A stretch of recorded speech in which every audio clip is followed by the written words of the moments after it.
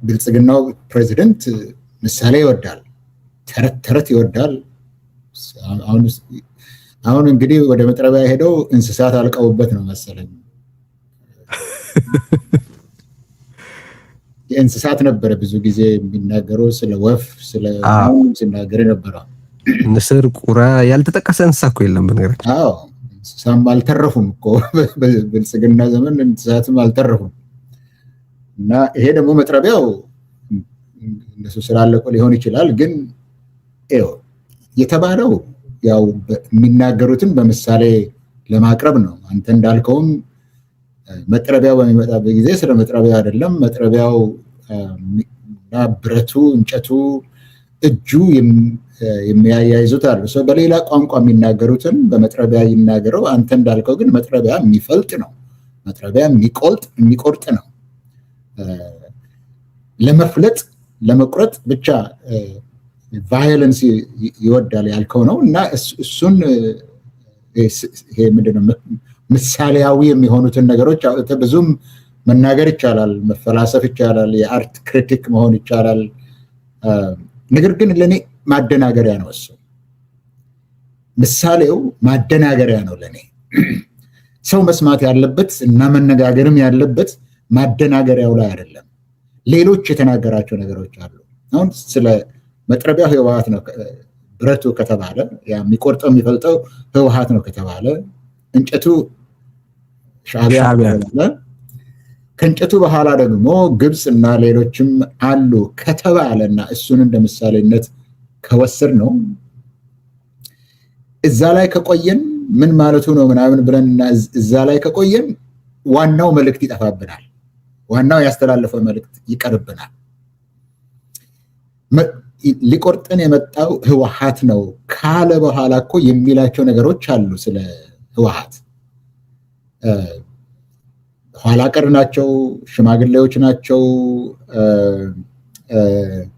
ለዚህ ዘመን የሚገቡ አይደሉም፣ ይህን ዘመን የሚዋጁ አይደሉም፣ ዘመኑ አልገባቸውም ነው የሚለው። ይሄ ያው ከህወሓትም አምልጠው ወደ እሱ የገቡት በየጊዜው የሚናገሩት ነው። ይሄ አልተለወጡም፣ ሀሳባቸው አልተለወጠም። እሱም በእንግሊዝኛ ቋንቋ ኒው ቶት ኒው አይዲያስ ኒው ሜቶድስ ምናምን ብሎ የላቸውም ብሎ ተናግሯል። ግን ስለ ህወሓት እኮ የተናገረው ወደኋላ ቀር ናቸው የሚለው ሸበጥ የሚያደርጉ ላስቲክ የሚያደርጉ ቅማላሞች ነው፣ መቅመል የሚፈልጉ መራብ የሚፈልጉ እያለ ነው የተናገረው። አየህ፣ ዋናው ነገር እዛ ላይ ነው ያለው። ለእኛ የሚጠቅመን ነገር እዛኛው ላይ ነው ያለው፣ ምሳሌው ላይ አይደለም።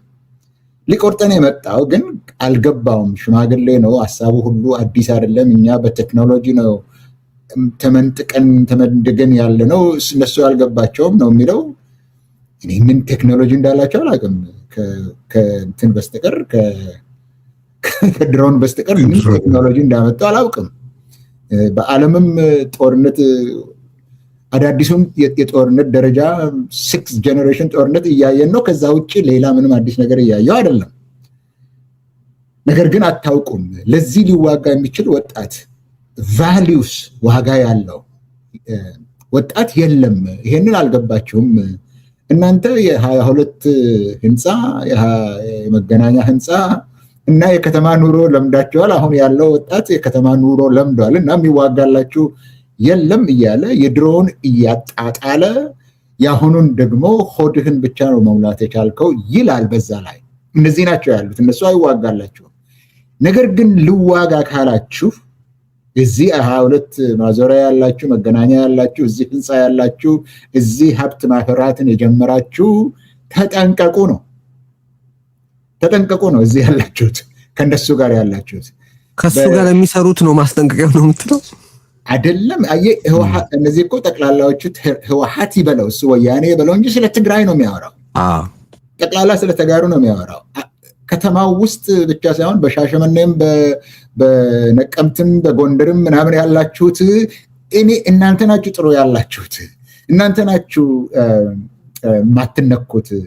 እናንተ እኔ ጋር እስካላችሁ ድረስ እኔም በስምም ይሁን ማስተዳድረው ኦሮሚያ እና አማራ ውስጥ ካላችሁ እናንተ ደህና ናችሁ። አገር ቤታችሁ ግን ያላችሁ ቤታችሁ ውስጥ ያላችሁ ግን አይደላችሁም። ከተጣላችሁ እናንተ እዛ ያላችሁም አትተርፉም፣ እዚህ እኔ ጋር ያላችሁትም እኔ ስለማልጠብቃችሁ አትተርፉም። ቶታል ዎር ነው ማካሄደው እያለ ነው ያለው። ሁለቱን ነገሮች እንደያቸው ብዬ ከሆነ አንዱ ለምሳሌ 22 ህንጻ አስቀምጠህ የሚለው ነገር ነው አይደለ?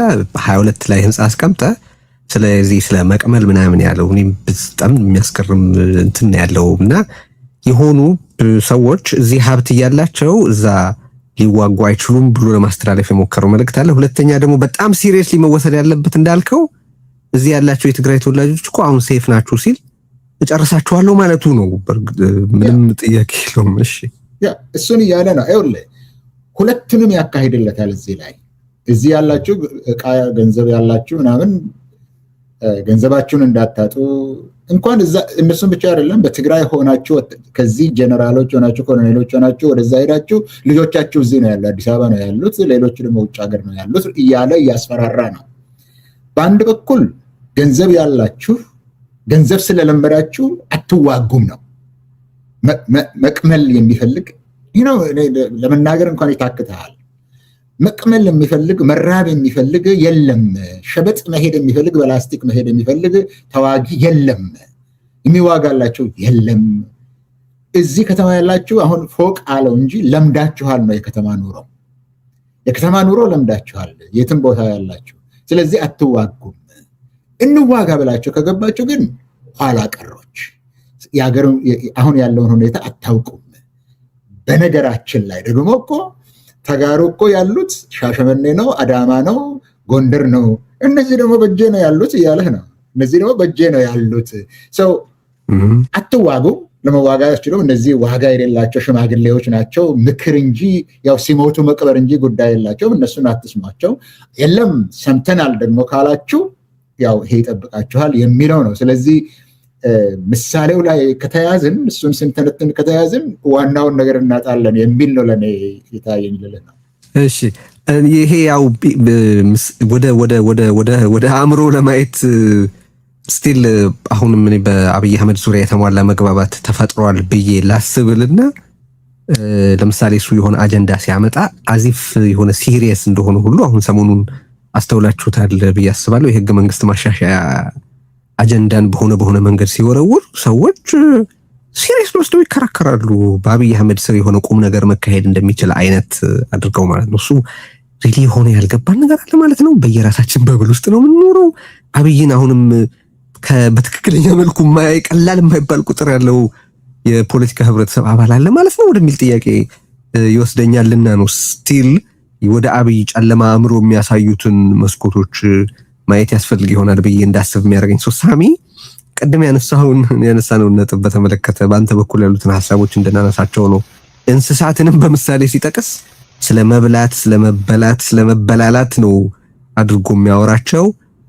ከዚህ በፊት ተቀናቃኞቹ እነዚህ እኮ የሚጮሁ እንቁራሪቶች ናቸው ሲል ትዝ ይለኛል።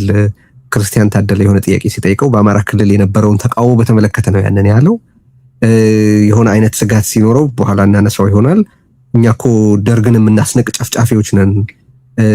በደርግ ጊዜ ኢህአፓ ላይ የተሰጠው ምላሽ ታውቁታላችሁ። እኛ አባዝተን በብዙ ጥፍ ተባዝቶ ነው የምንመልሰው ሲል እናውቃለን።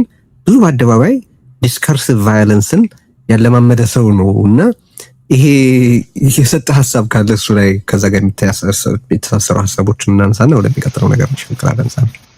እሺ ቴዲ፣ ያው ፕሮፌሰር እንዳለው ነው አብዛኛው ነገር። ግን እንግዲህ አብይ አህመድ የኋላ ታሪኩንም ስትመለከት ስልጣን ከያዘ ጊዜ ጀምሮም ያለውን ነገር ስትመለከት የሚያስደስተው ነገር ለሱ እርካታ የሚሰጠው ነገር ቫዮለንስ፣ ግጭት፣ በሰላም ውስጥ መኖር የሚችል ሰው አይደለም። ያው ይሄንን አረጋግጠናል በሂደት። ስለዚህ ሁልጊዜም ጭር ያለ ነገር ወይም ሰላም ያለበት ነገር ለሱ ምቾት የሚሰጠው ሰው ስላይደለ ይሄን ማለት አለበት። እንደዚህ አይነት ነገሮችን መናገር አለበት። የመጥረቢያውን ጉዳይ በተመለከተ ግን እኔ ገልብጬ ነው ያየሁት ማለት ነው።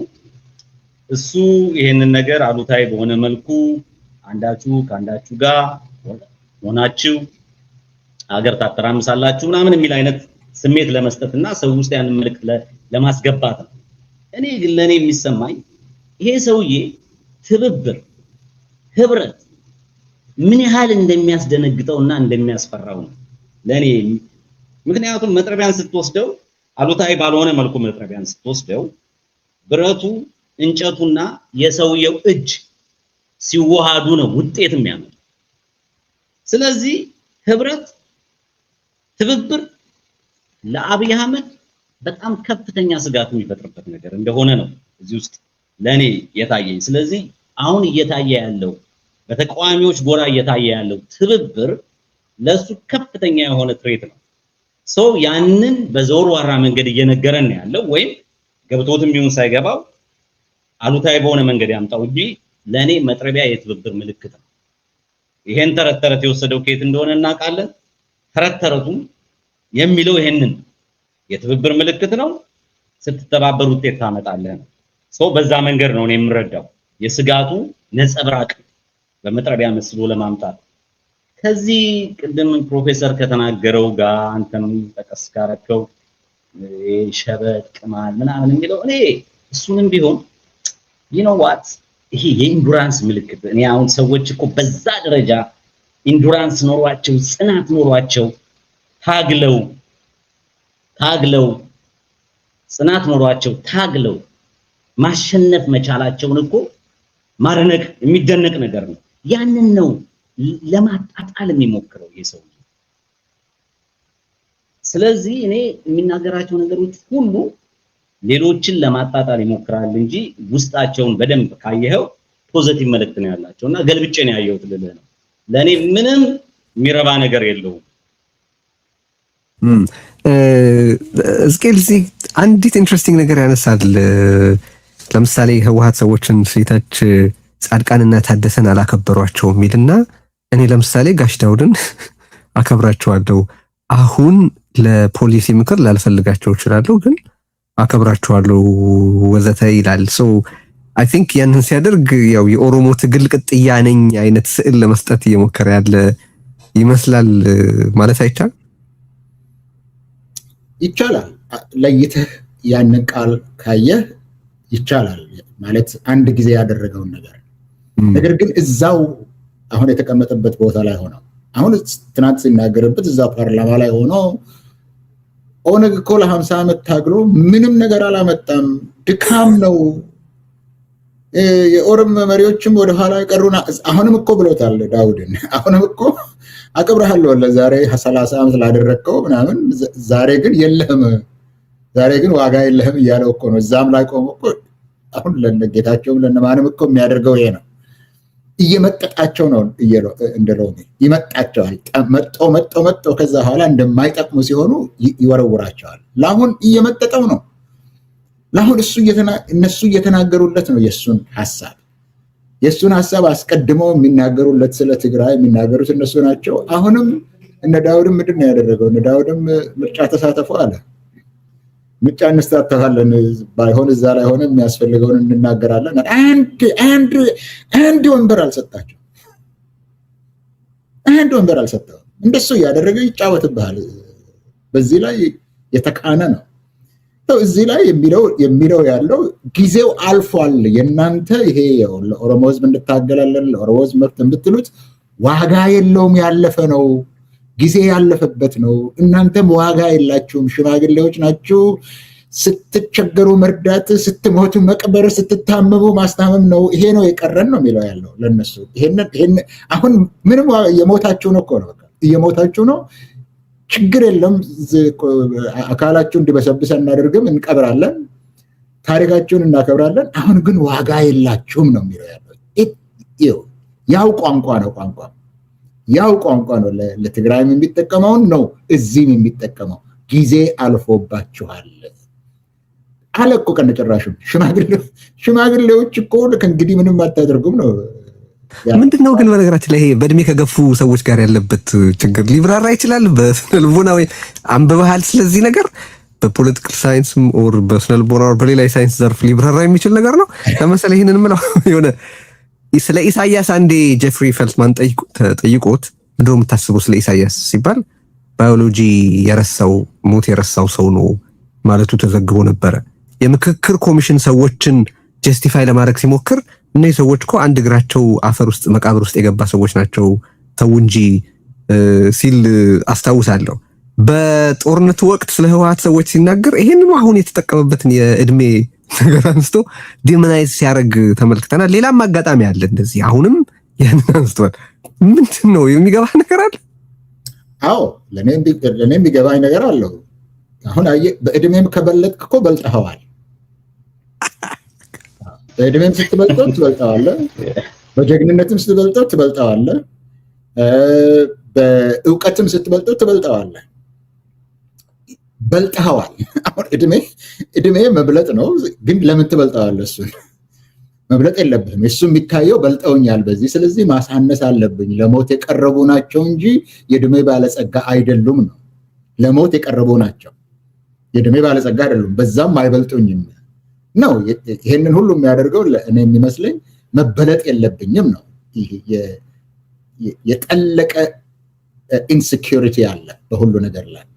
ያችንች እንደዚህ የምታደርገው እንጂ አሁን ከሞት ጋር ትጣላለህ። ለምን አልወሰድክልኝ የምነገሌን ለምን ዝም አልከኝ ብለህ ከሞት ጋር እንኳን አትወዳደርም። አሁን ያልከው እኮ ብሔራዊ ክርክር ነው፣ ብሔራዊ ምክክር ያሉት እዛ ውስጥ ያሉትን ሰዎች እኮ ምን ዋጋ አላቸው? እነዚህ የሞቱ እኮ ናቸው። አንድ እግራቸው ዋጋ የላቸውም። እኔን ሊበልጡ የሚችሉ በእድሜ ይሁን በእውቀት ይሁን በሀብት ይሁን እኔን የበለጠ መኖር የለበትም ነው። አሁን አንድ ሰው በቅርብ ሲያናግረኝ እንደሱ እኮ ገንዘብ ያለው ሰው የለም አሁን አለ። በገንዘብም ልትበልጠው አትችልም። በምንም ነገር እሱን መብለጥ የለብህም። ይሄ ከበታችነት ስሜት የሚወጣ ነው የሚመስለኝ። ሌላውም አሁን እንደ ሳይኮሎጂስት አይደለሁም፣ ሳይኮሎጂስቶች ይበሉ እንጂ አሁንም ስለ መጥረቢያ የተናገራችሁት ነገር ምናልባት ሳሙኤል በግልባጩን ይሄ እኮ መጥረቢያ እኮ የሚቆርጠው ራሱ ተነስቶ አይደለም። እጅና መያዣ ምናምን ያስፈልገዋል፣ መተባበር ያስፈልገዋል ያልከው ያም አስፈርቶት ሊሆን ይችላል። እውነት ነው።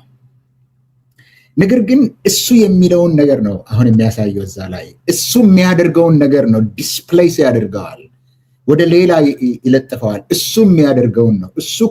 እሱ ራሱ እኮ አሁን ሱዳን ይላል፣ አንዴ ኤርትራ ምናምን እያለ ይናገራል። አሁን እንደ አብይ አህመድ ለኢትዮጵያ መቅረቢያ የሆነ ከሱ የበለጠ አለ እንደ? ኢትዮጵያን ፈልጦ ቆራርጦ የጣለ አለ ወይ? በዚህ ጊዜ ያችን እየሸሸ ነው። አሁን እቺ ነገር እንዳትቆርጠው ሌላ ላይ ያዞረዋል እንጂ አሁን ለሉዓላዊነት ምናምን ኢትዮጵያ ሉዓላዊነቷ ቅንጣት ታክል አትነካም ምናምን ብሎ ዘራ ሲናገር እንዴ የኢትዮጵያ መሪ ውስጥ የኢትዮጵያን ዳር ድንበር ያስደፈረ የኢትዮጵያን የዲሲዥን ሜኪንግ ሉዓላዊነት ያስደፈረ የአካባቢውን ሱዳን ብሎ የሚናገረውን ከአርኤስኤፍ ጋራ የኤምሬት ተላላኪ ሆነው ከአካባቢ ሁሉ ያጣላን ሰው አለ እንዴ?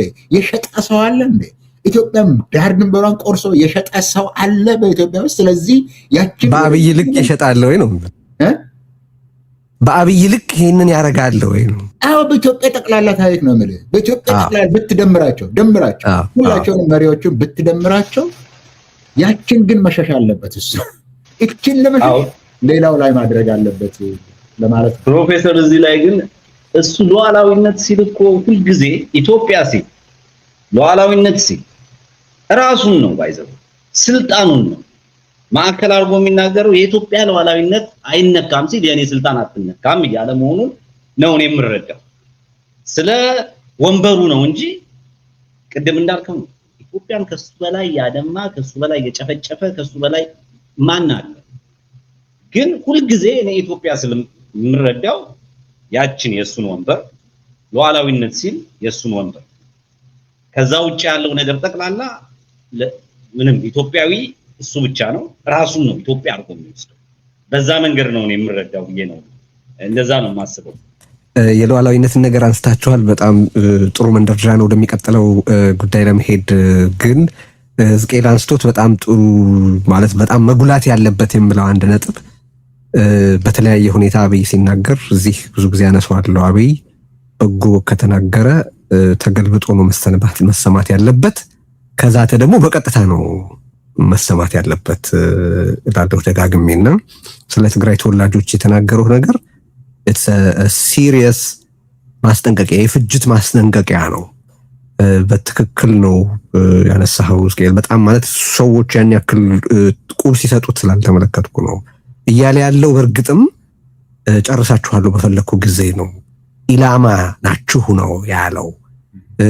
እዚህ ሴፍ ናችሁ ሲል ሴፍ አይደላችሁም ነው እያለ ያለው። አክቹሊ በማናቸው እዛ ላይ እኮ ኢንተርጀክት ላድርግና ምን ብሏል መሰለህ? እዛ ላይ ምን ብሏል?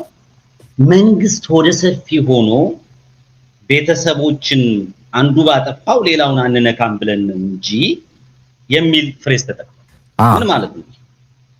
ይሄ እኮ ማድረግ ነበረብን። ለሌላው ጥፋት ሌላውን ልንቀጣ እንችላለን፣ አንምራችሁም ነው። ክሊር ነው እኮ ሜሴጁ፣ በጣም ክሊር ነው። በቃ እና ይሄ ግልጽ ማስጠንቀቂያ ነው። በጣም ትኩረት ሊሰጠው የሚገባ ነገር ነው። ደግሞ ከአብይ ሬከርድ ጋር ስታነጻጽረው የቀደመ ተግባሩን ስታየው ይሄንን አድርጎ ያሳየ ሰው ነው። በሁሉም መልኩ አድርጎ ያሳየ ሰው ነው። ስለዚህ ይሄ እመለከታለሁ አሁን በትግራይ የፖለቲካ ዲስኮርስ ውስጥ የተቀረው የኢትዮጵያ ክፍል ለትግራይ ሴፍ ሄቨንን ለተጋሩ ለትግራይ ተወላጆች ሴፍ እንደሆነ አድርጎ የመሳል ነገር አለና ስህተት ነው። ያ አሚን ትግራይ ያለው የፖለቲካ ኃይል ከባባድ ጥፋቶች መፈጸሙ ብልጽግናን ትክክል አያደርገውም፣ ወይም ብልጽግና የሚቆጣጠራቸውን ቦታዎች ለተጋሩ ሴፍ አያደርጋቸውም። እና ይሄ በአብይ አህመድ የተሰጠ ግልጽ ማስጠንቀቂያ ነው። ከዚህ ቀደምም በተለያየ ጊዜ ብሎት አድርጎት ተናግሮበት የምናውቀው በቃ ቲፒካል የአብይ አህመድ አቋም ድርጊትና አሰራር ነው። እሱ ትኩረት ሊሰጠው ይገባል። ከዚህ አንድ የሚስሉት ገጽታ መቃረንም እንደዚህ ሲያነጋግር ነበር። አሁን በፓርላማ ውሎ እንዳያችሁት ኢትዮጵያ ግስጋሴ ላይ ናት፣ ኢትዮጵያ ሰላም ናት፣ ኢትዮጵያ በማሸነፍ ላይ ናት፣ እንዲህ ናት ወዘተረፈ ብሎ ለመፍጠር የሚፈልገው ስዕል አለ። ከዛ በፊት ደግሞ የአብይ ጀነራሎች የሰጡት ስዕል ሌላ እሱ ከሚለው በጣም የተቃረነ ሆኖ ተገኝቷልና እሱን በተመለከተ ያሏችሁን አስተያየቶች ባውቅ እወዳለሁ። ብርሃኑ ጁላ ሰሞኑን ኢትዮጵያ ምን ያክል ከባድ ፈተና ላይ እንዳለች፣ ገደል አፋፍ ላይ እንዳለች የሚጠቁም አንዩዥዋሊ የተረጋጋ የሚመስል ንግግር ተናግሮ ምንድነው እየሆነ ያለው ማለት በዛ በኩል በብልጽግና መገናኛ ብዙሃን የሚሳለው ነገር ሌላ ነው፣ ብርሃኑ ጁላ ደግሞ የተናገረው ነገር ሌላ ነው የሚል ጥያቄ በየቦታው ሲነሳ ነበር። ከዛ በፊትም አለምሸት ደግፌ እንደዚሁ አገሪቱ ያለችበትን ኬዎስ በተመለከተ በዝርዝር ማንሳቱ ሲያነጋግር ቆይቷል። አሁን ይሄንን ነገር ይሄንን መምታታት ሲሪየስሊ መውሰድ አለብን ወይ ማለት ምን እያነበባችሁ ነው? እንዲሁ ብዙዎች ያልሆነ ነገር እያነበቡ ነው። or are they reading too much? የሆነ መነሻ አግኝተው በጣም እየለጠጡት ነው ብላችሁ ነው የምታስቡት ወይስ ሲሪየስ የሆነ ስንጥቃት ትመለከታላችሁ? አብይ አህመድ በሚስለው ኢትዮጵያና ብርሃኑና አለምሸት በሳሏት ኢትዮጵያ መካከል ያለውን ተጣርሶ እንዴት እንደተረዳችሁት ማወቅ እወዳለሁኝ። እስኬል አሁን ቀደም ብለን ስንናገር ስለ ሉዓላዊነት እሱን ራሱን ነው ሉዓላዊ ሲል ስለ ኢትዮጵያ ሳይሆን እሱ የራሱን ልዕልና ነው። ኢትዮጵያ ማለት እሱ ራሱ ነው፣ የሱ ስልጣን ማለት ነው የተባለው ትክክል ነው። ግን ቴዲ አስቀድመ ያልከው ነገር አለ ስለ ምክክር። ኢትዮጵያ ስለ ምክክር ሲናገር ምንድነው ሰዎቹ እውነት መስሏቸዋል እንደዚህ እሱ የሚለው ያልከው አየ ምን ያህል እንደመረዘው ያንን ነገር ይሄንን ሳናጎላ ባናልፈው ደስ ስላላለኝ ነው። እሱ ብቻ እኮ አይደለም ይህ በኢትዮጵያ ውስጥ የሚደረገው በተቃዋሚዎችና በገዢው ፓርቲ መካከል የሚደረገው ትግል የኢትዮጵያና የጸረ ኢትዮጵያ ነው አሁን የሆነው። ሌሎቹ እኮ ኢትዮጵያ አይደሉም። ሌሎች አሁን አማራ ክልል ላይ የሚታገሉት በሱ ኢትዮጵያ አይደሉም። ይሄንን ደግሞ አውርዶታል።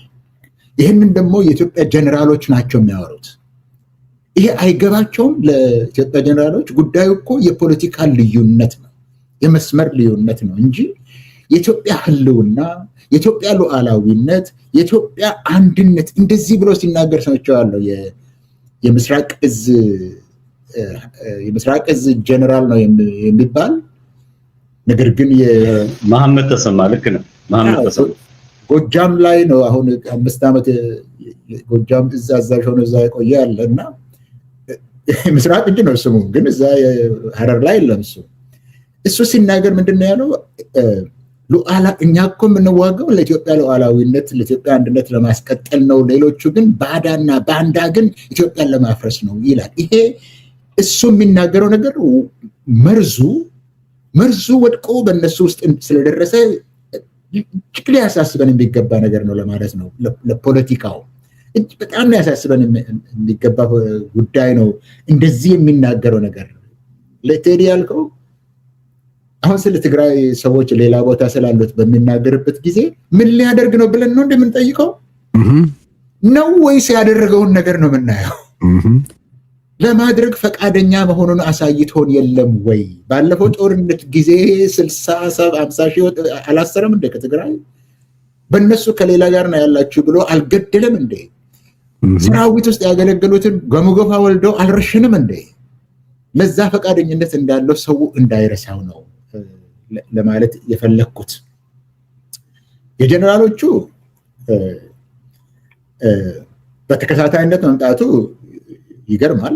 ንግግራቸው ደግሞ በጣም ዲሬክት ነው፣ ቀጥተኛ ነው። አሁን የኤታ ማዦር ሹሙ የፊልድ ማርሻሉ ንግግር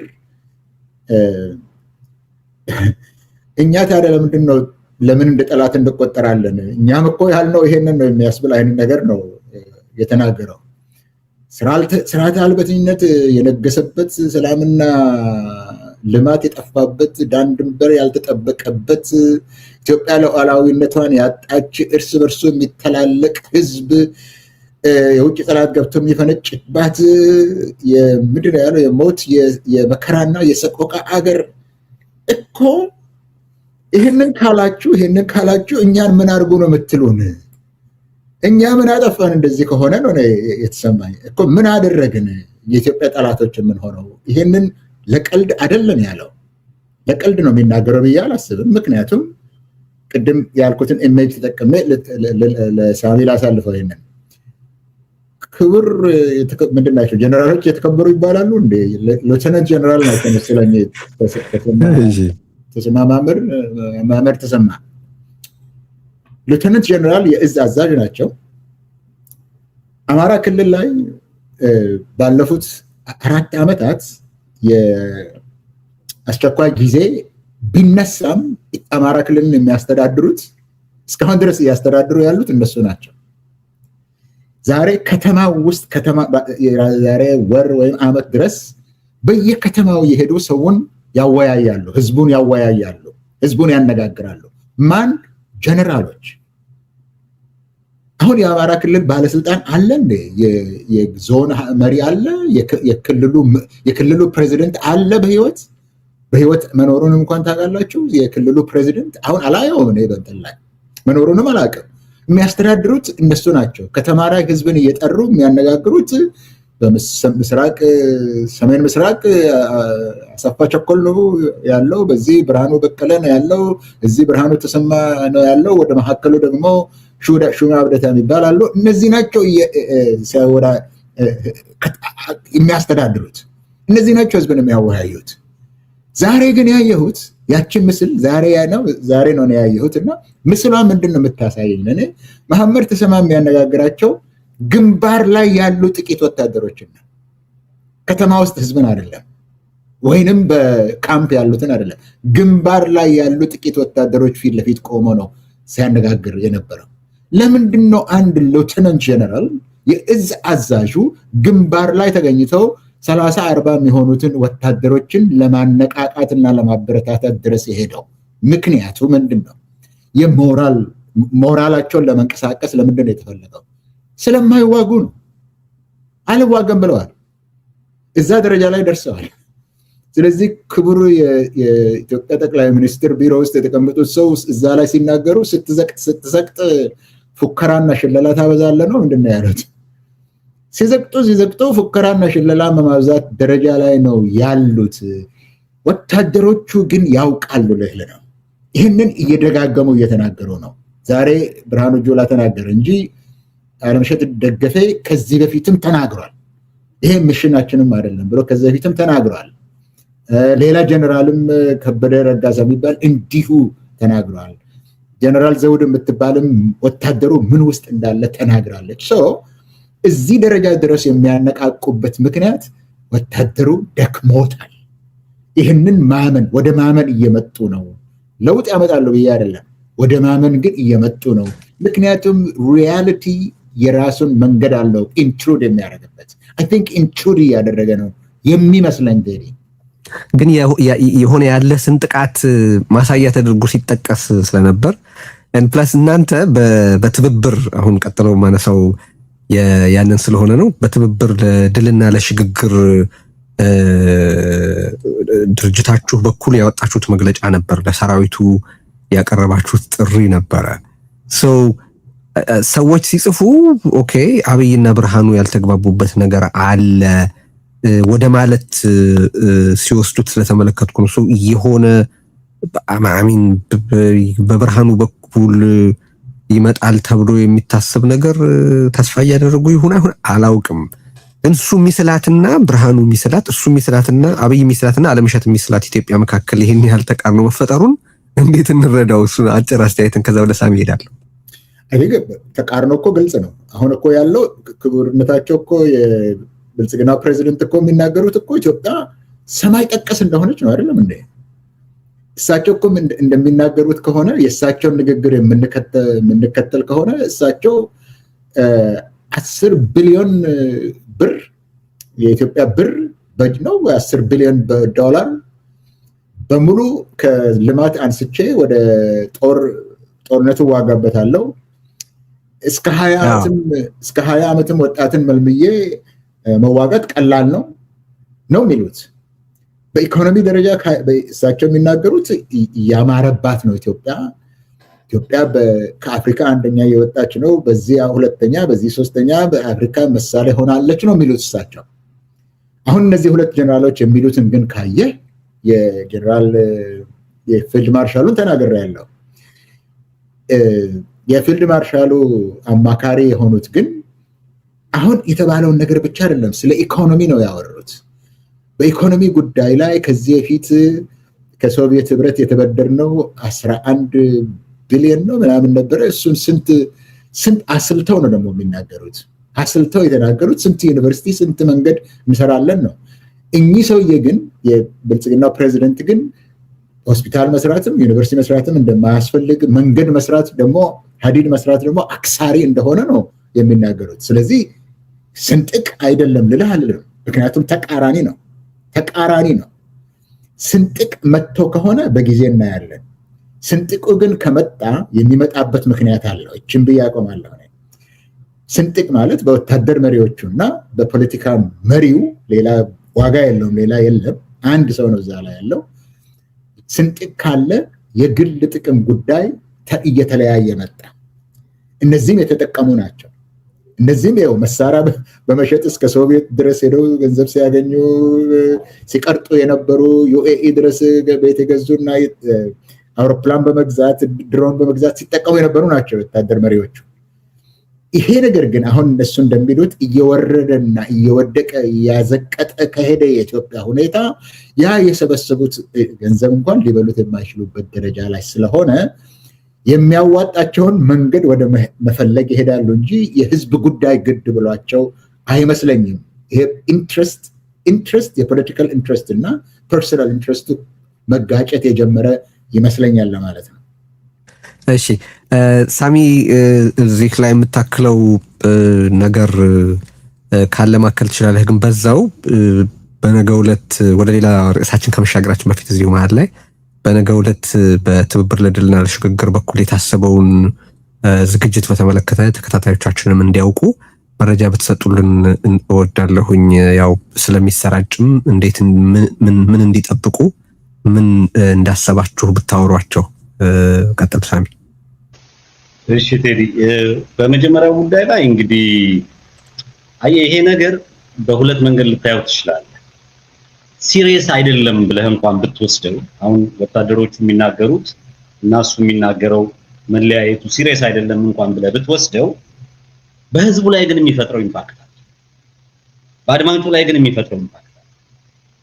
ቀላል አይደለም። ፐርሲቭ የሚደረግበት መንገድ ነው እንትን ፐርሲቭ የሚደረግበት መንገድ ዝም ብሎ ቀላል ነው ልትለዋች። አንድ ኢታማዦር ሹም ወጥቶ እንዲህ ሲናገር የእሱ አማካሪ ወጥቶ እንዲህ ሲናገር ጠቅላይ ሚኒስትሩ ወይም የብልጽግና ፕሬዝዳንት ብቻ የሆነ ስም ያለው ሰው እንደዛ ወጥቶ ሲናገር ህዝብ አሁን ሁሉም ተመሳሳይ የእውቀት ደረጃ ላይ አይደለም እንደምትረዳው እንደምታውቀውና እንዴት ነው ፐርሲቭ የሚያደርገው የሚለው ክሪቲካል ነው።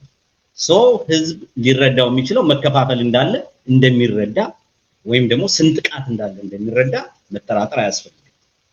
ስለዚህ ሲሪየስም እንኳን ባይሆን ኢምፓክት አለው የሚለውን መውሰድ ተገቢ ነው ብዬ አስባለሁ።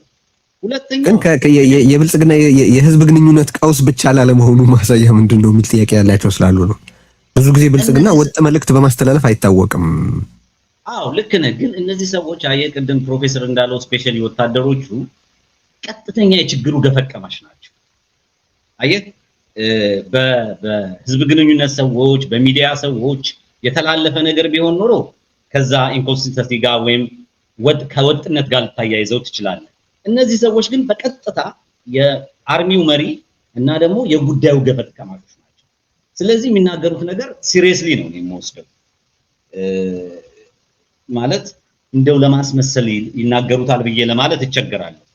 ፕላስ ቅድም ፕሮፌሰር እንደተናገረው የአንድ መንግስት ማብቂያ ሲደርስ በደርግም ጊዜ ያው አንብበናል፣ ትንሽም ቢሆን ይገባናል። ኢቭን በኢህአዴግ ጊዜ ወደ 2018 እና 17 አካባቢ ብትመለከት መጀመሪያ የኤሊት መከፋፈል ነው። በሐሳብ የመከፋፈል ነገር ትመለከታለህ። ከዛ በኋላ እንዳመቸው ያው መርከቧ የሰመጠሽ ነው ብሎ ካሰበ ከመርከቧ ላይ ዘሎ የመውረድ ነገር ነው የምትመለከተው። ስለዚህ እኔ ያ ተንደንሲ ነው እየታየኝ ያለው አሁን። ምክንያቱም ምንም ይሁን ምንም ከመርከቧ ላይ ዘሎ ለመውረድ የመዘጋጀት አንዳንዱ እጅ የሚሰጠው ምን የሚለው ደግሞ ታች ስራ ያለው አርሚ ያው ዘሎ የወረደ እነዚህ ደግሞ እየተዘጋጁ እንደዛ ነው የምረዳው እንጂ ሲሪየስ አይደለም ብዬ ለመውሰድ ይቸገራል። ያው ካነሳዋቸው ከሁለቱ ምክንያቶች አንፃር ማለት ነው። ይሄን ካልኩ በኋላ ስለ ትብብሩ ያነሳው አለ ከኔ በተሻለ ፕሮፌሰርን ጋብዛለሁ። ምክንያቱም ያው ፕሮፌሰር ነው ሰብሳቢያችን፣ ስለዚህ ቅድሚያ ለሱ እሰጣለሁ። እሺ እስከል ለሱ ሻላም ስትጠየቅ ግድ የለም እንደዛ ንገሩንና ወደሚቀጥለው ርዕስ እንድንሄድ። ብዙ ውዥንብር አለ። ምክንያቱም ብዙ ድርጅቶች ናቸው እዚህ ያሉት። እኛ ያው ትብብር ነን። አሁን ቅድም ስንናገረው የነበረውን በኢትዮጵያ ውስጥ የሚታይ ነው። ትብብር ለድልና ለሽግግር ለነዚህ ሁለት ሐሳቦች ወይም በእነዚህ ሐሳቦች ወይም ግቦች አካባቢ የተደራጀን ኢትዮጵያውያን ምሁራን፣ የፖለቲካ ማህበረሰብ አመራሮች፣ የትጥቅ ትግል ታጋዮች፣ ታዋቂ ግለሰቦች ለአያሌ ወራት ስንናገር ነው የነበረው። ከ2004 ጀምሮ ስለ ሀገራችን ሁኔታ በተለያዩ ከተሞች ስንናገር ነው የነበረው። በናይሮቢ ጀመርን፣ እዚህ ክሪስታል ሲቲ፣ ከዛ በአምስተርዳም ላይ ተከታታይ ምክክሮችን ስናደርግ ቆይተን ከዛ በኋላ በተግባባንባቸው ጉዳዮች ላይ አንድ ላይ መጣን። ይሄ የተግባባንባቸው ጉዳዮች ትግሉን በተለያየ መንገድ እየታገሉ ያሉ በሀገር ውስጥ ነው ያሉት፣ በትጥቅም የሚታገሉ አሉ፣ ግዴታ ስለሆነ በፖለቲካም የሚቻላቸውን እያደረጉ አሁን እንዲያውም ምንም የሚያጡት ነገር ስለሌለ ድፍረቱ ከፍ እያለ እየመጣ ይታወቃል። በኢትዮጵያ ውስጥም ብዙ እየተናገሩ ነው ሰዎች፣ በፓርላማም ይሁን በፓርላማ ውጭ እየተናገሩ ነው። እነሱ ናቸው በፍሮንት ላይን ላይ ያሉት። ነገር ግን ጎደለ ቀረ የምንለው በሐሳብ ደረጃ ሐሳብን በማመንጨት ደረጃ ምሁራን እዚህ ውጭ ያለ ነው ነፃ ጊዜም ስላለን ነፃ ቦታም ላይ ስላለን በዚህ ልንደግፋቸው እንችላለን የሚል ነው። አንደኛ በተለያየ ምክንያት የኢትዮጵያን የብልጽግናውን መንግስት ለመጣል ማለት የሚከርባ ምክንያቱም ዋና ብልጽግና መንግስትን የሚጥለው ብልጽግና ራሱ ስለሆነ ነው። ዋና የሚጥለው የብልጽግናው መንግስት ፕሬዚደንት ናቸው አይደለም። አሁን ጥቂት ጊዜ በኋላ ፕሬዚደንት ነው መሰለኝ የብልጽግና ፕሬዚደንት ናቸው የሚጥሉት። አሁን ስንናገረው የነበረውን ነገር እየተናገረው በውሸት ላይ የሚመሰረት ሀገር የለም። ትንሽ ውሸት ሊኖር ይችላል።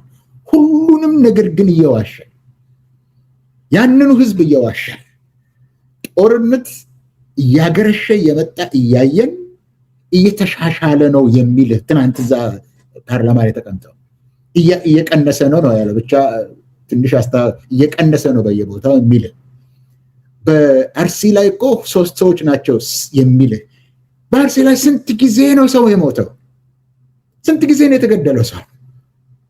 ከሃይማኖት ጋር የተያያዘ መሆኑ እየታወቀ እቺ እኮ የኛ ምርጫ ለማደናቀፍ ነው የተደረገችው የሚልህ አለ እና በዚህ ምክንያት በየቦታው ተቃውሞ አለ።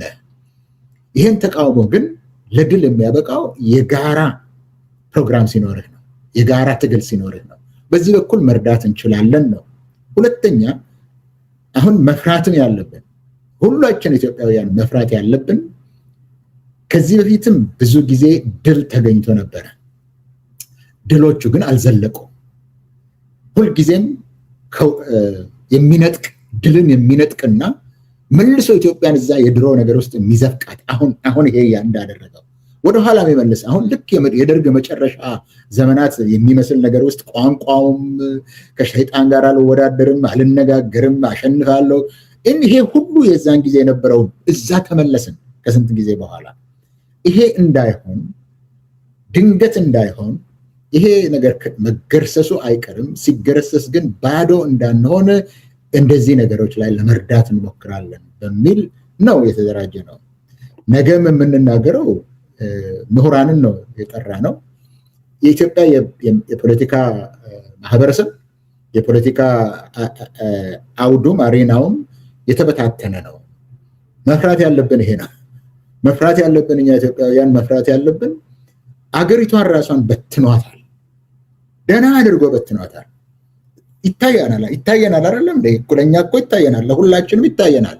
ህዝብን ከህዝብ ጋር እንደበተነ የለም ነው ያለው። አሁን በቀደም እሱ የለም ይላል።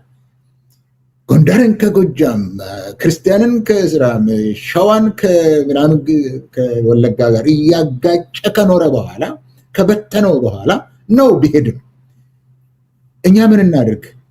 እኛ ውጭ ሀገር አላችሁ ይበል፣ ግን እኛ በሀሳብ ደረጃ ይሄንን ከርቀትም ቢሆን እያየን ስለሆነን በነጋታው በማግስቱ ጉድ እንዳንሆን ከአስቀድመን የሀሳብ መስማማት እየገነባ መሄድ አለብን ብለን ስላሰብን የተበታተነችን ኢትዮጵያን መልሰው በመሰብሰብ ረገድ ምን ሀሳቦች አሉ ብለን ምሁራንና በዚህ ጉዳይ ላይ ብዙ ሲያስቡ ሲጽፉ ሲናገሩ የነበሩ ሰዎችን ጠርተናል። እሱን ነው ነገ ልናቀርበው የፈለግነው። ስንት ሰዓት ላይ? በነገራችን ላይ ፕሮግራሙ በሚጀምርበት ወቅት በርዕዮት በኩል እናሰራጨዋለን፣ በሌሎች መገናኛ ብዙሃንም በኩል እንደዚሁ ይሰራጫል። ስንት ሰዓት ነው የሚጀመረው? ስንት ሰዓት ይጠብቋችሁ? የሚሉትን ጥቂት ቤዚክ መረጃዎችን ሰጡንና ወደ ቀጣዩ ርዕሳችን ሄደን ሳሚ ያው በአሜሪካን በዋሽንግተን ዲሲ ሰዓት አቆጣጠር 2 ሰዓት ነው ከሰዓት በኋላ የሚጀምረው። 2 ፒኤም ነው የሚጀምረው። ያው ኢትዮጵያ እንግዲህ ወደ ምሽቱ አካባቢ ነው የሚሆነው። በዛ ሰዓት መከታተል ይችላሉ። ቅድም ፕሮፌሰር ኢትዮጵያ ምሽት 3 ሰዓት ነው ማለት ነው። አሁን የ7 ሰዓት ልዩነት ነው በዚህ ጊዜ ያለው። 7 ሰዓት ልዩነት ስላለ 3 ሰዓት አካባቢ ይሆናል። በዛ መከታተል ይችላሉ። እንግዲህ ቅድም ፕሮፌሰር እንዳለው ዋናው ነገር ያው ሁልጊዜም መውጫችንን ማሰብ አለ። እዛ ላይ ፎከስ ተደርጎ ያው ይሄ ብልጽግና መወገዱ ስለማይቀር ከተወገደ በኋላ ከምን እንደፋደፍ ካሁኑ ተዘጋጅተህ መጠበቅ ያስፈልጋል። ያንን መስራት የሚያስችሉ ሐሳቦች፣ ክርክሮች፣ ጥናቶች፣ ምርምሮች እንዲካሄዱ ነው ዋናው የኛ ትብብር ዓላማና ያንን አዘጋጅተን ውይይቶች እየተደረጉ እንዲጠብቁ ነው። ያው ከስሙ መነሳት ትችላለህ። ለድልና ለሽግግር ነው። መጀመሪያ ድል ይገጥማል። ከድል በኋላ ደግሞ ሽግግር አለ። ሽግግሩ ግን ባቦ ሰጡኝ መሆን የለበትም፣ በደንብ በተደራጀ መልኩ መሆን አለበት የሚል ነው። ስለዚህ እዛ ላይ ነው ፎከስ የምናደርገው። ውይይቱም በአብዛኛው ከዛ ጋር ያተኮረ ነው። እሺ፣ በዛው ሳሚ ፕሮፌሰር የጠቆማት ነገር ነበረች። እስቄል ስለ ኢኮኖሚ ተናግረዋል ጀነራሉ በሀገር ውስጥ እየደረሰ ያለውን ድንቀት በተመለከተ። አብይ አህመድም ደግሞ ፓርላማ ላይ በቀረበ ቁጥር በጣም አዘውትሮ የሚደፍረው አንድ የእውቀት ዘርፍ ካለ ኢኮኖሚክስ ነውና አሚን አይ ዶንት ኖ እሱ የሚያቀርባቸውን ቁጥሮች ሲሪየስሊ ወስዶ አናላይዝ ማድረግ ምን ትርጉም እንደሚሰጥ ግን ጥቂት ትዝብቶችህን ብታጋራ እንወዳለሁ። በአንድም በሌላ መንገድ ለዘርፉ ከነበረ ቅርበት አንጻርና ባጭሩ ምን ተመልክተሃል? እሺ ቴሪ፣ ጥሩ ማለት ያው እንግዲህ በማስረጃ የተደገፈ ቢሆን ጥሩ ነው ብዬ ስለማምን አሁን ያነሳቸው ነገሮች ከዚህ ከፎሬን ዳይሬክት ኢንቨስትመንት፣ ከኤክስፖርት፣ ከሴቪንግ ከመሳሰሉ ጋር የተያያዙ በጣም ትልቅ እና ከኢንፍሌሽን እና ከሊቪንግ ኮስት ጋር በተያያዘ ትልቅ መሻሻል እንዳለ አድርጎ ያው ለሚሰማው ሰው እንደው በቃ ተአምር የተሰራ አድርጎ ያቀርባል። ይሄ እንግዲህ የብልጽግና ወይም የአብይ አህመድ ህልም ወለድ ንግግሮች ነው የምለው። ያለመውን የሚናገርበት ዝም ብሎ ነው እንጂ ምንም የሚጨበጥ ነገር የለውም። ለምሳሌ አሁን ዝም ብለህ ፎሬን ዳይሬክት ኢንቨስትመንት እንኳን ብትመለከት ራሱ ከሚያመልካቸው ድርጅቶች እየተነሳው ነው ዳታዎቹን የማቀርብልህ። የአሜሪካ ስቴት ዲፓርትመንት በ2025 የኢትዮጵያ ኢንቫይሮንመንት ኢንቨስትመንት ክላይሜት በሚል ማለት ነው ኢንቫይሮንመንት ወይም አካባቢውን የሚዳስስ ጥናት አቀርቧል። በዛ ጥናት ላይ ኢትዮጵያ ለፎሬን ዳይሬክት ለቀጥተኛ የውጪ ኢንቨስትመንት ምቹ እንዳልሆነች 10 ነጥቦችን በመጥቀስ እንግዲህ ይሄንን ማንም ሰው ስቴት ዲፓርትመንት እንትን ውስጥ ገብቶ መመልከት ይችላል። ዌብሳይት ውስጥ ገብቶ መመልከት ይችላል። ኮንፍሊክትን፣ ግጭትን፣ የህግ የበላይነት ድክመትን፣ የፕሮፐርቲ ራይትን ማለት ሰዎች ንብረታቸውን በቀላሉ ሊወሰድባቸው እንደሚችል፣ ኮራፕሽንን፣ የፎሬን ከረንሲ እጥረትን እነዚህን የመሳሰሉ 10 ነጥቦች በመጥቀስ ዲቴል ኢትዮጵያ እንዴት ለውጪ ቀጥተኛ ኢንቨስትመንት አመቺ አገር እንዳልሆነች በትልቅ ሰነድ ጽፎ አቀርቧል። ይሄንን ያነበበ ሰው እንዴት ነው ኢትዮጵያ በፎሬን ዳይሬክት ኢንቨስትመንት ይሄን ያህል ከፍተኛ እድገት አምጥታለች ብሎ ሊያስብ የሚችለው? እኔ አሁን የሀገር ውስጥን ዳታ ማቅረብ ይቻላል፣ ግን ራሱ የሚያመልካቸው ያልኩ ያው ሁልጊዜ ዓለም መስክሮልናል እያለ ሪፈር ስለሚያደርጋቸው ማለት ነው። ከዚህ ጋር ተያይዞ ወደ ኤክስፖርትም ስትሄድ ስለ ቡና በጣም ሲያወራ ነበር፣ ስለ ወርቅ ሲያወራ ነበረ። እነዚህን ምርቶች በተመለከተ በኢንተርናሽናል ደረጃ የሚያወጡ ተቋሞች አሉ። ለምሳሌ ዓለም አቀፍ የቡና ድርጅት የሚባል ICO የሚባል አለ። ለምንድነው ቡና አሁን ኢትዮጵያ ከፍተኛ ኤክስፖርት እንዳደረገች የሚታሰበው? ቮሊዩሙ ስለጨመረ ምናምን አይደለም። የቡና ዋጋ ባይዘዌ በጣም በከፍተኛ ደረጃ ጨምሮ በጣም በከፍተኛ ደረጃ ነው ጨምሮ ያ ዋጋ መጨመር የቡና ኳሊቲ ሳይሻሻል ቮሊዩሙ ሳይሻሻል ከፍተኛ ገንዘብ እንድታገኝ ያደርጋል። ግን የራሱ ስራ ውጤት አድርጎ ያቀርብልሃል። ሰርተው እንዳገኙ አድርጎ እንደዛ አይደለም። የዋጋ መጨመር ያመጣው ኢምፓክት ነው። ይሄንንም ICO ዌብሳይት ላይ ሄዶ መመልከት ይቻላል። ኢትዮጵያ በዓለም 5ኛ ነች፣ እሱ 3ኛ ነች ብሎ ነው ያቀረበው። ብራዚል፣ ቪየትናም፣ ኮሎምቢያ፣ ኢንዶኔዥያ ናቸው የሚመሩት።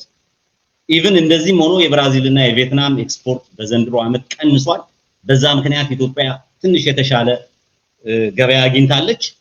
እሱም ሆኖ እንኳን የዋጋ መጨመር ነው እንጂ የኤክስፖርት ገቢን ከፍ ያደረገው ስራ ስለተሰራ አይደለም። ወርቅን ብትመለከት እንደዛው ወርቅም ዋጋ በከፍተኛ ሁኔታ ነው ባይዘው የጨመረው። በ2023 የ1 ግራም ወርቅ ዋጋ 1940 ብር የነበረ አሁን 3300 ዶላር ነው። በዶላር ነው የማወራው።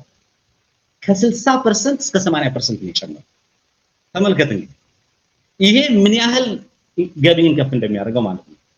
አዚፍ ግን እሱ ባለፉት 27 ዓመት ከተላከው በዚህ ያህል ጨምረን ይላል። ምንም የሰራው ስራ የለም። የዋጋ መጨመር ያመጣው ነገር ነው።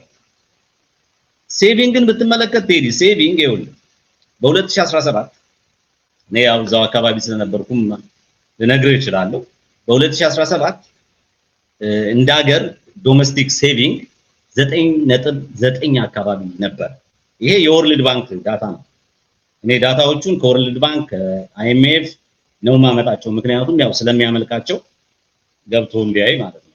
እንግዲህ ወይም ሰውም ገብቶ ካየ ከዛው አሁን ይኸውልህ በ2025 ምንም አይነት ስለ ሴቪንግ ዳታ የለም። ከ2022 ጀምሮ ዳታ የለም ስለ ሴቪንግ። በነገር ላይ ወርልድ ባንክም የለም አይኤምኤፍም የለም፣ ዳታ የለውም። የሴቪንግ ዳታ የቆመው 5.9 ላይ ነው፣ 2021 ላይ ነው እሱም የቆመው። ከዛ በኋላ ዳታ የለም። እንደው በኔ ኤክስፒሪየንስ እንኳን በነገር ሴቪንግን በተመለከተ ኢትዮጵያ ውስጥ ከፍተኛ ቆጣቢ የሚባለው አካባቢ ንግድ ባንክ ለምሳሌ በምንሰራበት ወቅት ዲስትሪክቶቻችን ደሴ፣ መቀሌ፣ ባህር ዳር በሚል ነው የተደራጁት። ከዛ ሻሸመኔ፣ ነቀምት እንደዚህ ነው የተደራጁትና ከፍተኛ ቆጣቢዎች የነበሩት ሰሜኑ ክፍል ነው። መቀሌ አንደኛ፣ ደሴ ሁለተኛ፣ ባህር ዳር ሶስተኛ፣ አንዳንዴ ደግሞ ባህር ዳር አንደኛ ወይም ደሴ አንደኛ። ሰሜኑ ክፍል ነው በጣም በከፍተኛ ደረጃ ይቆጥብ የነበረው። ይሄ ደግሞ ምክንያት አለ፣ ዝም ብሎ የመጣ አይደለም። ጠይቀናቸዋል በደንብ በተደጋጋሚ በድርቅ ስለተመቱ ችግር ስላዩ ያ የፈጠረው ነገር ነው ሴቪንግን እዛ ከፍተኛ እንዲሆን ያደረገው። አሁን ይሄ ምጠቅስላ አካባቢ ጦርነት ላይ ያለ አካባቢ ነው። ገበሬው እያመረተ አይደለም። ምርት ሳይኖር ሴቪንግ እንዴት ነው የሚኖር? በዛ ላይ ዳታው የለም። ዳታው በሌለበት ሁኔታ ከፍተኛ ሴቪንግ አለ ብሎ ድርቅ ብሎ ይከራከራል። ኢንፍሌሽንን በምትመለከትበት ጊዜ ቴዲ ኢንፍሌሽን 2017 ላይ 10.7% ነበር። ተመልከቱ። አሁን 25 ላይ እሱ ሲንግል ዲጂት ደርሰናል ይላል። በእርግጥ 23 ላይ ከነበረው 30 አካባቢ ነበር። ይሄ የአይኤምኤፍ እና የወርልድ ባንክ ዳታ ነው። አሁን 13.2 ነው ብለው ይላሉ። እሱ ሲንግል ዲጂት ደርሰናል ይላል። እንዴት ብሎ ነው ሲንግል ዲጂት ሊደርስ የሚችለው? ይሄ እነሱ ያመጡት ዳታ ነው። ከዛ ሊቪንግ ኮስት ላይ ተመጣለ። አጠር ላድርግልህ። ይሄ የመግዛት የኑሮ ደረጃን በተመለከተ ባይዘዌ ቴዲ 381% ነው ከ2017 ጋር ስታነጻጽረው ሊቪንግ ኮስቱ የጨመረው። ይሄ ኮንሱመር ፕራይስ ኢንዴክስ የሚባለው 381% ምን ማለት እንደሆነ እንግዲህ አስብ። ይሄ ዳታ የአይኤምኤፍ ዳታ ነው። ይሄ ዳታ የወርልድ ባንክ ዳታ ነው። የሚያወራው እኔ ህልሞቹን ነው ያወራ ያለው እንጂ ምንም የሚጨበጥ ነገር የለውም። በዛ ላይ ደግሞ አንድ እዚህ ላይ ግምት ውስጥ መክተት ያለብን ነገር ስለ ትሪሊዮን ሲወራ የኢትዮጵያ ብር በምን ያህል መጠን ከ2017-18 በኋላ እንደቀነሰ መረዳት ያስፈልጋል። ትላንት ቢሊየን ብለን የምናወራው ዛሬ ትሪሊዮን ሆኗል። የብሩ መቀነስ የሚያመጣው ኢምፓክት አለና ሰዎች በቁጥር መሳሳት የለባቸው። እዛ ላይ የሚያነሳቸው ዳታዎች በጠቅላላ ከማስረጃ አንፃር ሲታዩ ምንም እውነትነት የሌላቸው ናቸው። ሰውየው በጣም በመዋሸት እንግዲህ ፕሮፌሰር ዝቄል በደንብ ገልጾታል። ምንም ልል አልችልም። እነዚህ ናቸው ቴዲ ዳታዎቹ የሚያሳዩት። እሺ አመሰግናለሁኝ። እንግዲህ ወደ ማጠቃለያችን እየመጣን ነው። ግን ከዚሁ ጋር በተገናኘ እዚህ ዳታን ነገር ስላነሳ እሱ ላይ ትንሽ አስተያየት እንድትሰጥበት ፈልጌ ነው። ዝቄል የዳታ ሉዓላዊነት የሚለው ነገር አለ። በጣም ትክክል ነው ብዬ የምለው በአብይ ልክ የኢትዮጵያን የግዛት ሉዓላዊነት፣ የፖሊሲ ሉዓላዊነት፣ የደህንነት ሉዓላዊነት እንክሽክሽ አርጎ የሰባበረ አሳልፎ የሰጠ የሸጠ መሪ ኦር አሁን እሱ ባለበት ፖዚሽን ላይ ያለ ሰው የለም ብሎ በእርግጠኝነት መናገር ይቻል ይመስለኛል። ግን የዴታ ሉዓላዊነትን በተመለከተ ይናገር ነበር በቅርቡ። የዓለም የምግብ ተደራሽነትን በተመለከተ በዚህ ሳምንት የወጣ ሪፖርት ስመለከት ነበር። ግምታቸውን አስቀምጠዋል። በኢትዮጵያ ወደ 27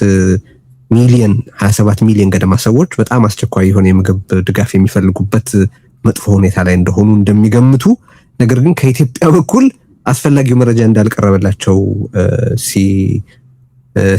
ሲገልጡ ማለት ነውና አንዱ እሱን ይዘን፣ በሌላ በኩል ደግሞ በቅርቡ የኢትዮጵያውያንን የጤና መረጃ በተመለከተ ከአሜሪካ መንግስት ጋር የተፈራረመው የሰዎችን የጤና የግል መረጃ ሳይቀር ለአሜሪካ መንግስት አሳልፎ የሚሸጥበትን ውል መፈረሙንም አንብበናል። ሁለቱ ነገሮች አንድ ላይ ሲመጡ የሚነግሩንን ነገር ማንሳት ፈልጌ ነው። እዚህ ላይ ጥቂት ሀሳብ ብትሰጥበት ፈልግ። መጀመሪያ በዚህ በሳሚ ባደረገው አንዳንድ ነገር ልጨምርና እሺ ለምን ክሬዲት አይወስድበትም? የኢትዮጵያ ህዝብ ብዛትም ከ110 135 ምናምን ደርሷል። ብልጽግና ነው ያደረሰው ብሎ ለምን አይወስድም ማለት ነው። ብልጽግና ነው ሰዎቹ እንዲጋቡ ልጅ እንዲወልዱም ያደረግነው እኛ ነን ብለህ የጨመረ ነገር ሁሉ ኢትዮጵያ ውስጥ የጨመረ ነገር ሁሉ የብልጽግና ከሆነ ለዛም መውሰድ አለባቸው አይደለም እንዴ? እኛ ነን ያሳደግነው ማለት አለባቸው አይደለም? እንደሱ እኮ ማለት እሱ ራሱ ምን ይላል? አንድን ከተማ ስታየው የመሪውን አእምሮ ማየት ትችላለህ ብሎ ይናገራል። ያ እውነት ከሆነ አሁን ያለው ኢትዮጵያ ኤግዛክትሊ የአብይ አህመድ የተቃወሰ አእምሮ ሪፕሊካ ነው ማለትም ይቻላል። አዎ ያው ትክክል ነው። እንደ ስለ ቁጥር ስለተነሳ ነው ይሄንን ያልኩ። ስለ ቁጥር ከተነሳ በኢትዮጵያ ውስጥ ያደገውን ነገር ሁሉ ከወሰድክ ይሄንንም ውሰደው ለማለት ነው። ያደገውን ነገር ከወሰድክ እሱ ስልጣን ላይ ሲወጣ የቤንዚን ዋጋ 18 ብር ነበር፣ አሁን 170 ብር ነው። እሱንም ውሰድ፣ አድጓል። እሱም የኔ ነኝ ያሳደግኩት በለው። ይሄን ለማለት የፈለግኩት እየመረጥክ ብቻ አሁን አንተ እንዳልከው የወርቅ ዋጋ ብለህ ስትናገር የጨመረው እኮ አንተ ስላደረግከው አይደለም። ሌሎች ምክንያቶች አሉ። የጨመረ በኢትዮጵያ ውስጥ ቁጥሩ የጨመረ ነገር ሁሉ የኔ ነው የምትል ከሆነ ግን አድርገው እንጂ ከትምህርት ቤት ሰርቻለሁ ይልሃል እዛ ላይ አሁን የኢኮኖሚ እድገት ብቻ ሳይሆን እሱን ብቻ ሳይሆን ይሄ ሂውመን ዲቨሎፕመንት ኢንዴክስ የመልታይ ዲሜንሽናል ዲቨሎፕመንት ኢንዴክስ እነዚህ ሁሉ ናቸው መታየት ያለባቸው እንጂ የኢኮኖሚ ይሄ የጂዲፒ የኢንካም ቁጥር ብቻ እኮ አይደለም አሁን የሚታየው። በዛ ደረጃ የሂውመን ፖቨርቲ ኢንዴክስም እኮ አለ። ጦርነት እኮ ምን ያህል ይቀንስብሃል ከንትኑ ያንን ምን ያህል ይቀንስልሃል? ዴፕሪቬሽን ይቀንስብሃል። የጣሉት ተማሪ ዩኒቨርሲቲ ውስጥ መግባት ያለበት 908 ሺህ ምናምን የጣሉት ተማሪ መግባት የማይችል ተማሪ እኮ እሱም እኮ ይቀንስብሃል። ካሰባችሁ የሚጨምረውን ነገር ብቻ ሳይሆን የሚቀንሰውንም ሁሉ አንድ ላይ ማየት ነው የሚያስፈልገው እንጂ አሁን በብልጽግና ዘመን ምን እናደርግኛ? አሁን ይሄ የ50 ቢሊዮን ችግኝ ተከልኩ ምናምን የሚለን እንደሰማሁት የዘንባባዎቹ አዲስ አበባም ይሁን ሌላ ቦታ የተተከሉት ዘንባባዎቹ አካባቢው አልመቻቸው ብለው ቸግሯቸዋል። ዘንባባዎቹ ራሳቸው ተቸግረዋል፣ አይመቻቸውም። እነሱ ሙቀት ነው የሚፈልጉት። አዲስ አበባ ስንት ሺህ ጫማ ላይ ነው ያለችው፣ አልተመቻቸውም ለነሱ ለራሳቸው። ግን አንተ ዘንባባ አምጥቼ ተከልኩ ስንት ቁጥር ልትል ትችላለህ ልልህ ነው። ይሄን የምለው ለምንድን ነው? ህዝቡ እንዴት ነው የሚኖረው? ህዝቡ የት እንደኖረ ነው የሚለው ነገር ሁሉ ቀርቶ ቁጥር የፈለገውን ቁጥር ነው ያመጣ። 50 ቢሊዮን ችግኝ እኮ ጠቅላላ ኢትዮጵያን የሚሸፍን እኮ ቁጥር ነው። ከዚህ እስከ ማርስ እኮ የሚደርስ ቁጥር ነው። ዛፎችን አንድ ላይ ብታደርጋቸው። የብልጽግና ዘመን ግን እንደዚህ ነው ለማለት የፈለግኩት። አሁን ዳታ ሶቨርኒቲ ያልከው አልገባኝም ይሆናል። ምክንያቱም በእድሜ እኔም ከሱ እበልጣለሁ። ሽማግሌዎች ምንም ማድረግ አይችሉም ይሆናል መሰለኝ። ዳታ ሶቨርኒቲ ማለት በአገርህ ውስጥ የተፈጠረውን ዳታ አንተ ራስህ ነህ ውሳኔ የምትሰጥበት ማለት ነው የሚመስለኝ። አሁን አንተ የተናገርከው ግን በጤና ጉዳይ ላይ የአሜሪካ መንግስት የፈለገውን እንዲወስድ ነው ያደረግከው ነው። ዳታ ሶቨርኒቲ ብሎ አዲስ አበባ ላይ ትልቅ ሬክላም ነው ምንድነው የሚባለው? ከእንትን በኋላ የሚጽፉት ነገር አላቸው። በብልጽግና ዘመን መቼም እኚህ ሰውዬ ጠቅላይ ሚኒስትር ከመሆናቸው በፊትም የገቡበትን ቢሮ ማሳመር ይችሉ ነበር። የገቡበትን ቢሮ የሳይንስና ቴክኖሎጂ ይሁን የከተማ ልማት የኦሮሚያ ይሁን ቢሮቸውን ያሳምሩ ነበር። እዚህም ከመጡ በኋላ think big ነው ያሉት። think big, start small, scale fast። አሁን እኮ እሳቸው በራሳቸው አስተሳሰብ ከራሳቸው ጀምረዋል። ራሳቸውን ይቀባባሉ። ራሳቸው ፊታቸውን ነው ማለት ባለስልጣኖቻቸውንም እንደዚህ ተቀባቡ ብለዋል።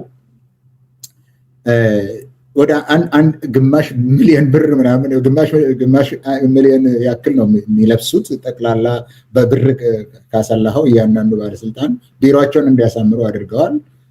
አሁን አገር እሳቸው በጅማ ላይ መንገድ ስለሰሩ ምናምን አሳድገዋል እኮ እሳቸው እኮ እውነታቸውን ነው የሚናገሩት። አሳድገዋል። እሳቸው ማሳደግ ከፈለግ ካሳመርከው፣ ካጸዳኸው፣ ሽንት ቤት ሰው የሚቀመጥበት መኖሩን ካስተማርከው አገሩ አድጓል። በእሳቸው አስተሳሰብ ዳታ ሶቨርኒቲ ይሄ ነው። አሁን ስለ ምግብ የሚናገሩት ከቅድሙ ጋር ላይ ያይዘው፣ ስለዚህ ይሄ ለምን ተበለጥኩ ከሚሉት ጋር ላይ ያይዘውና ልተው ይሄንን ነገር የምግብ ችግር በኢራን ጦርነት ምክንያት የተደረገው የማዳበሪያ አለመውጣት፣ በተለይ ዩሪያ ላይ የተመሰጀው ማዳበሪያ ከዛ አለመውጣት ኢትዮጵያን ብቻ እኮ አይደለም የሚጎዳው፣ ህንድንም ይጎዳል፣ ሳውዝ ኢስት ኤዥያንም ይጎዳል፣ አሜሪካንንም ይጎዳል ማዳበሪያ አለማግኘት። እንደኚህ ሰው ግን ኢትዮጵያን አይጎዳም። አትራብም ኢትዮጵያ ብለው ይሰብካሉ። ከዛ ላይ አትራብም እናንተ ጦርነት ጀምራችሁ ከዛ በኋላ ትራባላችሁ ብላችሁ ታሟርታላችሁ ይልሃል። ሟርት ነው የሚል ኧረ በቁጥር እናውቀዋለን። በቁጥር ይታወቃል እኮ ከፐርዥን ገልፍ የሚወጣው መርከብና የሚገባው መጠን ስንት ማዳበሪያ ይዞ እንደወጣ በቁጥር ይታወቃል። የሚቀር ነገር አይደለም። የዓለም ህንዶችን እኮ ያስቸግር ነው ይሄ እርሻ ማዳበሪያ አለማግኘት። ለምንድን ነው ኢትዮጵያ ከዚህ ውስጥ ውጭ የምትሆነው? እሳቸው ሁሉም ነገር ይጎላል ብለህ ከነገርካቸው ይጎላል፣ ችግር አለ ብለህ ከነገርካቸው መካድ ሊሆን አይችልም ብሎ መፎከር። ከዛ በተረፈ ግን ወላ ዳታ ሶቨርኒቲ ወላ የምግብ ሁኔታ ሊቀር የማይችል ነገር ነው። ይሄ የኢትዮጵያ ጉዳይ ብቻ አይደለም፣ መላው ዓለም ሊጎዳበት የሚችል ጉዳይ ነው። ለእሳቸው ግን ምንድን ነው የሚሰማቸው? ይሄ ጉዳይ ችግር አለ ከተባልክ፣ ዳታ ሶቨርኒቲ ካልክ ያምራል፣ ስለዚህ መፎከር ትችላለህ። የምግብ ጉዳይ ግን ይቀንሳል ካልክ እሳቸውን የምትቃወም ስለሚመስላቸው አይ ኢትዮጵያ አትራብም ሟርት ነው ይለዋል። ይሄ ነው በቃ ያለንበት ነው ኑሮው። በጣም አሳዛኝ ነው። ሰው በመጨረሻ አይ ቲንክ በትብብራችሁ መልእክት ብናጠናቀቅ እወዳለሁ። ሰው ብዙ እንነጋገራለን፣ መነጋገራችንን መቀጠል አለበት። አንዳንዴ እርግጥ መዛል ይገጥመናል ሁላችንም። የሚወራው ነገር የሰው ልጆች ሰቆቃ ስለሆነ፣ የሀገር መፍረስ ስለሆነ፣ የብዙዎች መፈናቀል፣ መራብ፣ ቸነፈር ማየትና ብዙ ብቻ ቢወራ መልካም ያልሆነን ነገር ማንሳት ስለሆነ ብዙ መዛል ያጋጥማል። ግን መቀጠል አለበት ውይይቱ።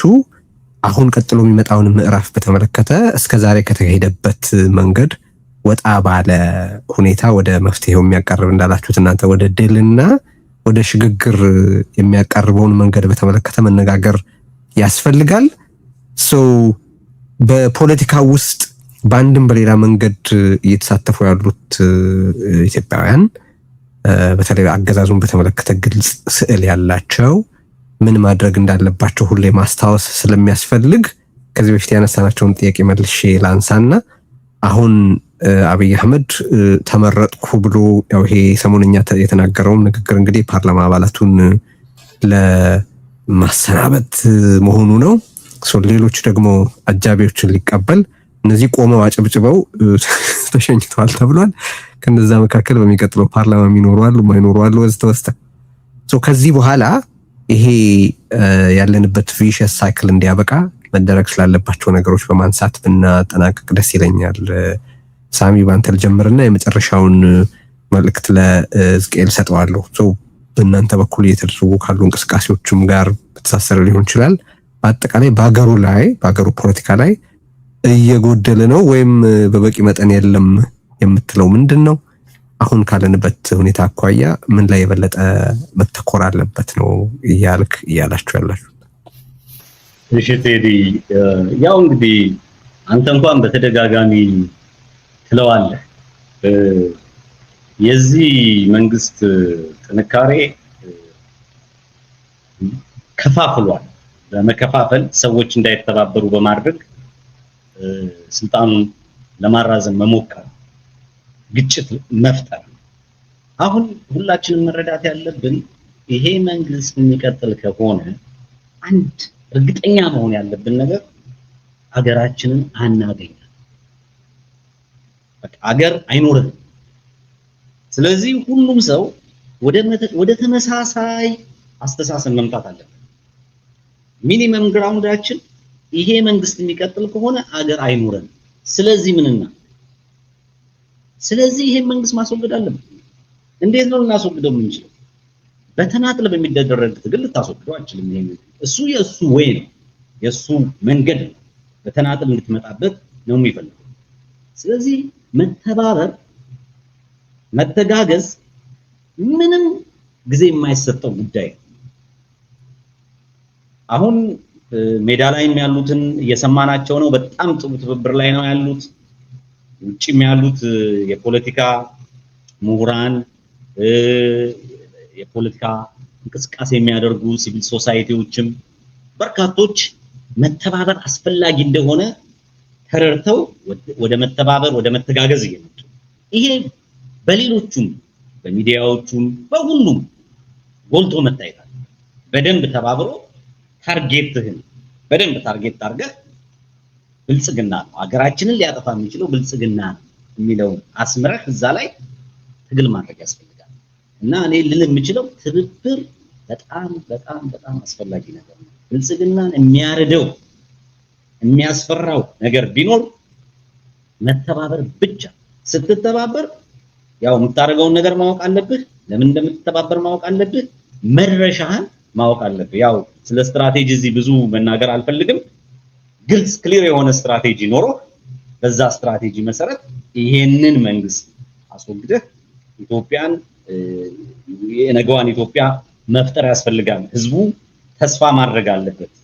ነገ የተሻለ ቀን እንደሚመጣ ይሄ መንግስት ብቻ ነው የኢትዮጵያ ጠላት የሚለውን ሁሉም ማህበረሰብ ማወቅ አለበት።